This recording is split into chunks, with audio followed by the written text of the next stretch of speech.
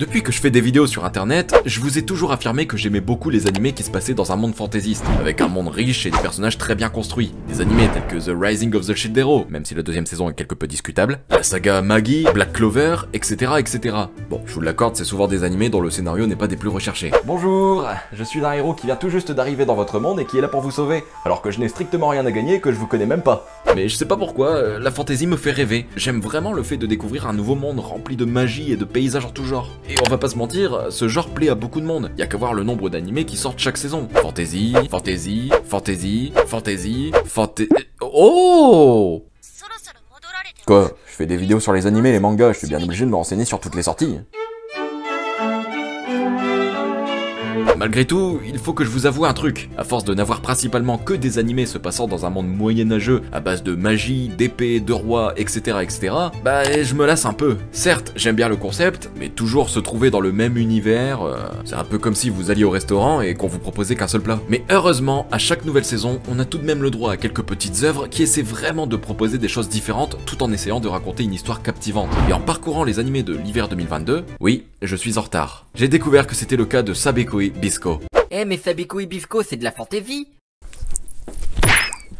Alors oui, mais c'est différent. Sabekoi Bisco est un animé qui m'a fait passer par tout un tas d'émotions. D'abord la joie, puis l'excitation, en passant par l'admiration et aussi l'incompréhension. Ouais, parce que Sabekoi Bisco est un animé qui, malgré quelques défauts notables, dont on parlera après, ne vous en faites pas, a réussi à retenir mon attention jusqu'au dénouement final, faisant ainsi de mon visionnage une véritable aventure au sein d'un monde rafraîchissant de par son originalité et captivant de par ses personnages quelque peu stéréotypés certes, mais néanmoins très plaisant à découvrir. Tout commence dans la belle et somptueuse ville de Tokyo, où la prospérité était à son comble et où les gens profitaient de la vie en s'adonnant à leur activité favorite. Quand soudain... À cause de cette explosion inopinée, dont on ne sait pas grand chose pour tout vous dire, le monde a été complètement détruit. Et les gens, démunis de leur confort habituel, tentent désormais de survivre par tous les moyens. Ouais, parce que cette explosion n'a pas fait que ravager l'entièreté de la ville, elle a aussi provoqué une violente épidémie faisant rouiller le corps des gens. La rumeur prétend que l'épidémie de rouille survenue ce jour-là serait due aux multiples spécimens de champignons qui ont surgi un peu partout dans la ville. Alors qu'en fait, pas du tout. La réelle cause de cette épidémie serait bel et bien l'explosion. Les champignons, quant à eux, permettraient justement d'atténuer les symptômes de cette maladie. Bisco Akabochi est un jeune garçon qui s'est mis en quête de trouver le champignon légendaire nommé Sabekoi, un champignon qui serait un remède total contre la rouille. Mais étant un gardien de champignons, Bisco est considéré comme un très dangereux terroriste et est de ce fait activement recherché. Lors de son voyage, il rencontrera Miro Nekoyanagi, un docteur extrêmement doué qui décidera d'accompagner Bisco dans sa quête afin de trouver ce fameux remède et ainsi sauver sa sœur. Alors ouais, je sais, le synopsis paraît extrêmement simpliste. On a l'impression d'avoir là un énième shonen qui va mettre en avant un héros surpuissant avec de grandes valeurs comme l'altruisme, l'amitié, le courage, un héros qui n'aura peur de rien et qui livrera des batailles acharnées pour le bien de sa quête. Bref, le bon gros shonen de base sans grande originalité. Et pour être tout à fait honnête, bah c'est exactement ça. Quoi? Non mais c'est de la daube, c'est pas du tout ce qu'il avait dit dans l'intro, moi je veux de l'originalité. Hop, attends, laisse-moi finir et tu comprendras. Bien que l'animé soit simpliste, comme je l'ai dit plus tôt, bah ça ne l'empêche absolument pas d'être captivant en fait. Contrairement à l'idée première que je me faisais de l'animé, l'histoire cache de nombreux mystères. Des mystères qui seront expliqués tout au long des épisodes, et qui arrivent parfaitement à susciter l'intérêt du spectateur au point d'enchaîner les épisodes. Et honnêtement, du moment qu'on est captivé en regardant un animé, bah quoi demander de plus? Et cet attachement qu'on crée envers l'animé est d'abord dû à son univers si particulier. Normalement, vous serez d'accord avec moi pour dire qu'un animé qui se passe dans un monde apocalyptique, c'est plutôt rare. Comme je le disais dans l'intro, en règle générale, les animés ont tendance à nous larguer dans un monde fantaisiste, bourré de magie, de monstres en tout genre, etc. etc. Et pourtant, ici, Sabekoi Bisco brise les codes habituels, en nous propulsant dans un monde ravagé, un monde similaire à notre époque, où les gens tentent de survivre par tous les moyens. Et personnellement, cet univers a directement été un élément déclencheur quant à mon investissement. J'ai tout de suite pris conscience qu'on allait se retrouver là dans un monde chaotique et très sombre. Ah bah merci Captain Obvious, c'est sûr qu'en voyant un monde complètement détruit et des gamins avec des fusils aussi lourds que ton humour, c'était pas facile à deviner. Mais même si on se retrouve ici dans un univers contemporain et plutôt réaliste, on a tout de même le droit à plusieurs éléments fantaisistes surprenants, comme déjà la maladie qui fait rouiller les gens, mais aussi les champignons géants qui se mettent à pousser dès que Bisco tire une flèche, les animaux géants comme ce crabe qui sert de monture au héros, ou même ces avions chenilles. Honnêtement, en voyant tout ça, je me suis demandé où le réalisateur allait chercher toute cette inspiration. Honnêtement, je ne sais pas comment me vient toute cette inspiration. Disons juste que je suis bon pour écrire des histoires. C'est tout.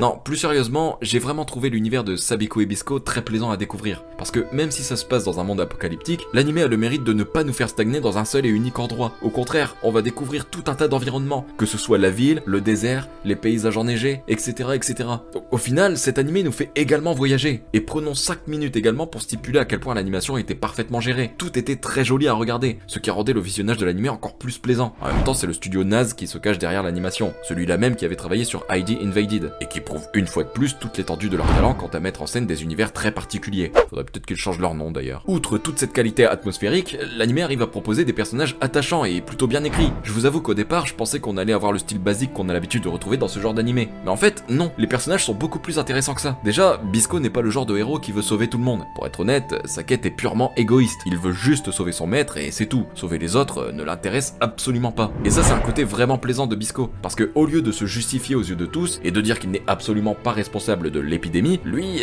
il va juste se focaliser sur sa quête, quitte à botter des culs sans scrupules. Ce que les gens pensent de lui, il s'en contrefou en fait. Et pour être honnête, je me suis pas mal identifié à lui. C'est faux, lorsque Revor reçoit un commentaire haineux, il passe des heures à pleurer comme un bébé sous la douche. Deuxième personnage important, Milo. Alors, je vous avoue qu'au départ, j'ai eu du mal avec lui. Parce que lui, pour le coup, c'est le personnage qui veut sauver absolument tout le monde. Non mais c'est cool ce genre de personnage, hein, y a pas de souci. C'est juste que bon, au bout d'un moment, moi je suis pas venu voir un documentaire sur les bons samaritains quoi. Ah moi je veux du sang. Et puis, plus les épisodes passaient, et plus je m'attachais à lui. Milo, il a cette faculté à bien cacher son jeu. On pense que ça va être un personnage complètement inutile, mais au final, c'est pas totalement le cas. Il se révèle être très important quant à la suite du scénario. Alors certains ont également eu du mal avec la relation entre Bisco et Milo. Parce que, disons-le, leur relation se détermine en seulement 4 mots. Le pouvoir de l'amitié. Alors en vrai, j'ai rien contre un peu d'amitié de temps en temps. Ça permet entre autres de renforcer un peu la tendresse qu'on ressent envers les personnages. Mais là, faut avouer que c'est vraiment beaucoup quand même. Ça doit être compliqué à gérer dans la vie de tous les jours ce manque d'attention perpétuelle. Promets-moi que tu me quitteras jamais et que tu seras toujours là pour moi. Ouais, enfin on s'est rencontrés il y a 2 jours quoi. J'ai vraiment besoin de te l'entendre dire. Ne me laisse pas seul. Mais enfin, je peux pas promettre ça, c'est pas possible. Qu'entends-je ? Je ne compte donc pas pour toi. Pourtant, toi tu es tout pour moi. Mais enfin, je suis votre banquier, monsieur Buisson. Ah bah oui, c'est vrai. Je peux avoir un prêt du coup ?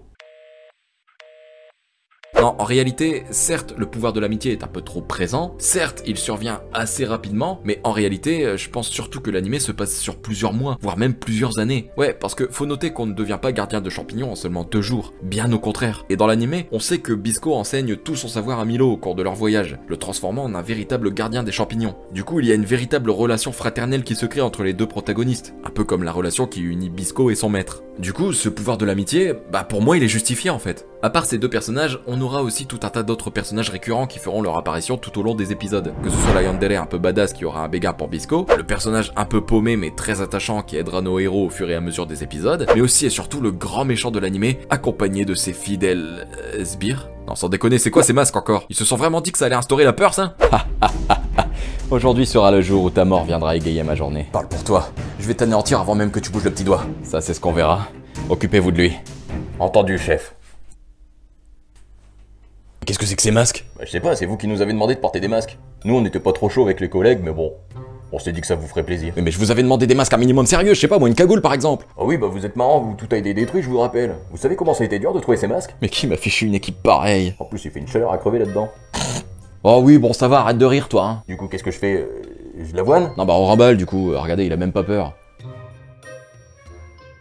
Bref, mis à part toutes ces qualités, Sabiko et Bisco possèdent également des défauts plutôt notables. Pour tout vous dire, j'ai été un chouïa déçu des choix scénaristiques pris par l'anime. Je veux dire, ce qui me réjouissait avec Sabiko et Bisco, c'est qu'il osait mettre en œuvre de nouvelles choses. Des choses qui, personnellement, m'ont pas mal choqué. Mais le souci, c'est que l'anime n'a pas osé aller jusqu'au bout de ses idées. Et ça, c'est vraiment dommage. Surtout pour un studio qui s'appelle Oz. Il fallait qu'ils osent, Oz.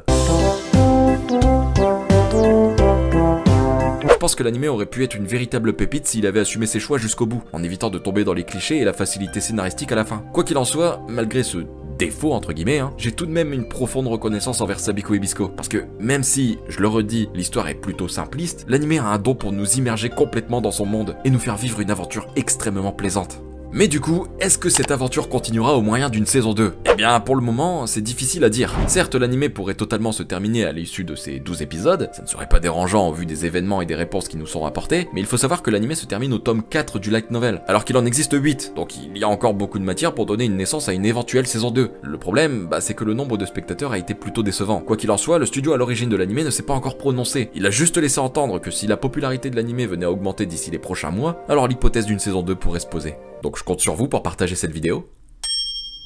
Bref, pour conclure, Sabiko et Bisco est un animé qui, croyez-moi, pourrait vous surprendre sur de nombreux points. Déjà de par son histoire qui, comme je l'ai dit, cache quelques surprises, mais aussi ses personnages tous très attachants, mais aussi et surtout de par son univers si atypique. Ne jugez pas Sabiko et Bisco de par son synopsis ou son visuel, parce que même s'il semble vouloir imiter la plupart des shonen populaires, ce n'est absolument pas le cas. L'anime propose son propre univers, un univers qui vous fera vivre une aventure riche en rencontres, en paysages et en péripéties, et qui, je suis sûr, vous procurera un moment de grande distraction.